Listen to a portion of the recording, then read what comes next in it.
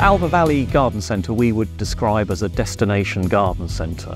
So it is a large garden centre that, as well as selling gardening products, has a lot of leisure and general interest merchandise and products for sale. We want to be green in our energy use, as well as the importance of saving the cost of energy. So we have a fully electric kitchen with many features that allow it to be energy saving. And we also, linked with that, we generate over 1 megawatt of electricity from solar panels on the roof of the building. So in effect, energy use on the building in the kitchen is zero.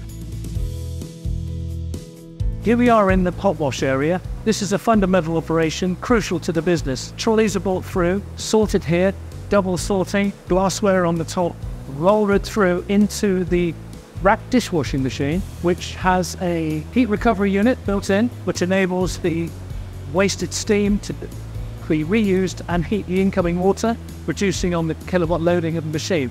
Racks are automatically transported through the machine, and we can achieve 8 racks out of the machine.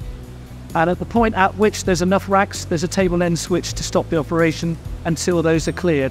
Back onto the trays and trolleys, back into the serve area. We're very proud of what we've achieved. I think the client's very happy, which of course is the most important thing. And crucially, customers like it too.